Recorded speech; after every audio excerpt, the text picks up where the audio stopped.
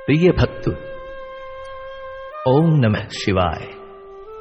भक्तों, आज हम आपको इस चैनल के माध्यम से उन कथाओं को सुनाने जा रहे हैं जिनको हम वेदों पुराणों से निकाल कर लाए हैं, जो हमारे सत्य सनातन धर्म के अंदर किए जाने वाले व्रतों में सभी माताएं बहनें बंधु लोग सुनते हैं, जिनके सुनने मात्र से आपकी सभी मनोकामनाएं पूर्ण होती हैं और आपका कल्याण होता है। ऐसी कथाओं में से हम आज आरंभ करने जा रहे हैं सोमवार व्रत कथा से।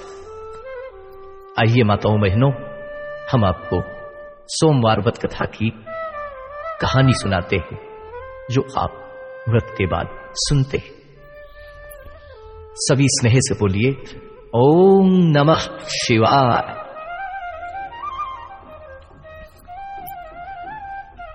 एक साहूकार जो बहुत ही धनवान था, उसको धन आदि किसी बात की कोई कमी नहीं थी, परंतु पुत्र न होने के कारण वह अत्यंत दुखी था। वह दिन रात इसी चिंता में रहता था और इसीलिए वह पुत्र की कामना के लिए प्रति सोमवार को शिवजी महाराज का व्रत और पूजन किया करता था। सायकाल को शिवजी के मंदिर में जाकर दीपक जलाया करता था। उसके इस भक्ति भाव को देखकर एक समय श्री पार्वती जी ने शिवजी महाराज से कहा, हे महाराज, यह साहूकार आपका अनन्य भक्त है और सदैव आपका व्रत और पूजन बड़ी श्रद्धा के साथ करता है, अतः इसकी मनोकामना पूर्ण करनी चाहिए। शिव जी ने कहा, पार्वती जी, यह संसार कर्म क्षेत्र है। जैसे किसान खेत में जैसा बीज बोता है वैसा ही फल काटता है, उसी तरह संसार में जो जैसा कर्म करते हैं वैसा ही फल भोगते हैं। पार्वती जी ने अत्यंत आग्रह के साथ कहा, महाराज, जब यह आपका ऐसा भक्त है और यदि इसको किसी प्रकार का दुख है तो उसको अवश्य दूर करना चाहिए आपको, क्योंकि आप तो सदैव अपने भक्तों पर दया करते हैं, उनके दुखों को दूर करते हैं। यदि आप ऐसा नहीं करेंगे तो मनुष्य क्यों कर आपकी सेवा, व्रत तथा पूजन करेंगे। पार्वती जी का ऐसा आग्रह देखकर शिवजी महाराज प्रसन्न हो कहने लगे, हे पार्वती, इसके कोई पुत्र नहीं है, इसी पुत्र चिंता से यह बहुत दुखी रहता है। इसके भाग्य में पुत्र न होने पर भी मैं इसको पुत्र प्राप्ति का वर देता हूं, परंतु वह केवल 12 वर्ष तक ही जीवित रह पाएगा। इसके पश्चात वह मृत्यु को प्राप्त होगा। इससे अधिक मैं इसके लिए कुछ नहीं कर सकता। यह सब बात साहूकार सुन रहा था। इससे उसको न कुछ प्रसन्नता हुई और न ही कुछ दुख हुआ। वह पूर्ववत पहले की भांति वैसे ही शिवजी महाराज का सोमवार का व्रत और पूजन करता रहा।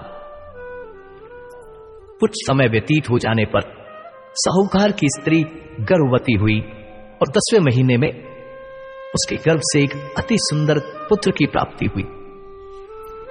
साहूकार के घर में बहुत खुशियां मनाई गई, परंतु साहूकार ने उसको केवल 12 वर्ष की आयु जानकर अधिक प्रसन्नता प्रकट नहीं की, न ही किसी को भेद दिया, इस बारे में कुछ बताया।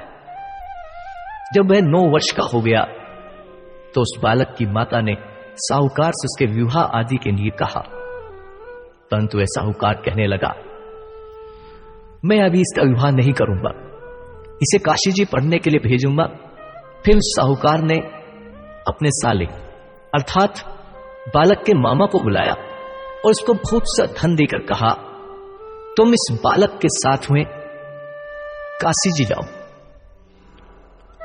और इसे पढ़ने के लिए ले जाओ। रास्ते में जिस जगह भी जाओ वहां यज्ञ करते हुए, दान देते हुए तथा ब्राह्मणों को भोजन कराते हुए जाना। इस प्रकार साहूकार ने अपने साले और पुत्र को काशी पढ़ने के लिए भेज दिया। वह दोनों मामा भांजे सब जगह यज्ञ करते हुए और ब्राह्मणों को भोजन कराते हुए जा रहे थे। रास्ते में उनको एक शहर दिखाई पड़ा।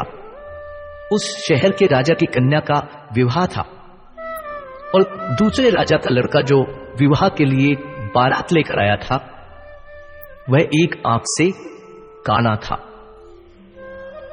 लड़के के पिता को इस बात की बड़ी चिंता थी कि कहीं वर को देख कन्या के माता पिता विवाह में किसी प्रकार की अड़चन पैदा ना कर दे। इस कारण जब उसने साहूकार के लड़के को देखा तो मन में विचार किया कि क्यों न दरवाजे के समय पर इस लड़के से वर का काम नहीं लिया जाए। ऐसा विचार कर राजा ने उस लड़के और उसके मामा से कहा और मामा राजी हो गए और साहूकार के लड़के को स्नान आदि कराकर वर के कपड़े पहनाकर तथा घोड़ी पर चढ़ाकर दरवाजे पर ले गए और बड़ी शांति से सब कार्य हो गए। किसी को कुछ पता नहीं चला। अब वर के पिता ने सोचा यदि विवाह कार्य भी इसी लड़के से करा दिया जाए तो क्या बुराई है। ऐसा विचार करके उसके मामा से कहा, यदि आप फेरों और कन्यादान का काम भी करा दें तो आपकी बड़ी कृपा होगी और हम इसके बदले में आपको बहुत सा धन देंगे। लड़के के मामा ने स्वीकार कर लिया और विवाह कार्य बहुत अच्छी तरह से संपन्न हो गया। परंतु जिस समय लड़का जाने लगा तो उसने राजकुमारी की चुनरी के पल्ले पर लिख दिया कि तेरा विवाह तो मेरे साथ हुआ है, परंतु जिस राजकुमार के साथ तुमको भेजेंगे वह एक आंख से काना है और मैं तो काशी जी पढ़ने जा रहा हूं। उस राजकुमारी ने जब अपनी चुनरी पर ऐसा लिखा हुआ पाया तो उसने राजकुमार के साथ जाने से इनकार कर दिया और कहा, यह मेरा पति नहीं है, मेरा विवाह इसके साथ नहीं हुआ, वह तो काशी जी पढ़ने गए हैं। राजकुमारी के माता पिता ने अपनी कन्या को विदा नहीं किया और बारात वापस चली गई। उधर सेठ का लड़का और उसका मामा काशी जी पहुंच गए। वहां जाकर उन्होंने यज्ञ करना और लड़के ने पढ़ना शुरू कर दिया। जब लड़के की आयु 12 वर्ष की हो गई तब एक दिन उन्होंने यज्ञ रच रखा था। लड़के ने अपने मामा से कहा, मामा जी आज मेरी तबीयत कुछ ठीक नहीं है। मामा ने कहा, अंदर जाकर सो जाओ। लड़का अंदर जाकर सो गया और थोड़ी देर में उसके प्राण निकल गए। जब उसके मामा ने आकर देखा कि वह मुर्दा पड़ा है तो उसको बहुत दुख हुआ और उसने सोचा कि मैं अभी रोना पीटना मचा दूंगा तो यज्ञ का कार्य अधूरा रह जाएगा। अतः उसने जल्दी से यज्ञ का कार्य समाप्त कर ब्राह्मणों के घर जाने के पश्चात रोना पीटना आरंभ कर दिया। संयोगवश उस समय शिवजी महाराज और पार्वती जी उधर से जा रहे थे। जब उन्होंने जोर जोर से रोने पीटने की आवाज सुनी तो पार्वती जी शिव को कहने लगी।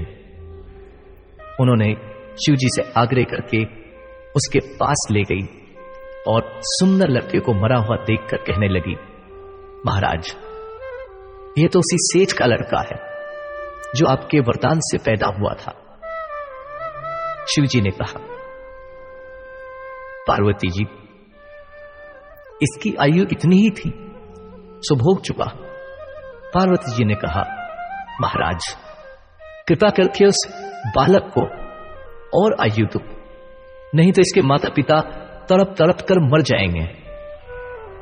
पार्वती जी के इस प्रकार बार बार आग्रह करने पर शिव जी ने उसको वरदान दिया और शिव जी महाराज की कृपा से लड़का जीवित हो गया। शिव जी पार्वती जी कैलाश चले गए तो वे लड़का और उसका मामा उसी प्रकार यज्ञ कराते हुए अपने घर की तरफ चल पड़े। रास्ते में उसी शहर में आए जहां पर उस लड़के का विवाह हुआ था। वहां पर आकर जब उन्होंने यज्ञ आरंभ कर दिया तो उस लड़के के ससुर ने उसको पहचान लिया और अपने महल में लाकर उसकी बड़ी खातिर की। साथ ही बहुत सारा धन और दासियों सहित बड़े आदर और सत्कार के साथ अपने लड़के और जमाई को विदा किया। जब वे अपने शहर के निकट आया तो उसके मामा ने कहा, पहले मैं तुम्हारे घर जाकर खबर कराता हूं। उस समय उसके माता पिता घर की छत पर बैठे हुए थे और उन्होंने प्रण कर रखा था कि यदि हमारा पुत्र सकुशल घर वापस आया तो राजी खुशी नीचे उतर जाएंगे, नहीं तो छत से गिरकर अपने प्राण दे देंगे। इतने में उस लड़के के मामा ने आकर यह सारा समाचार दिया, आपका पुत्र आ गया है। परंतु उनको विश्वास नहीं आया।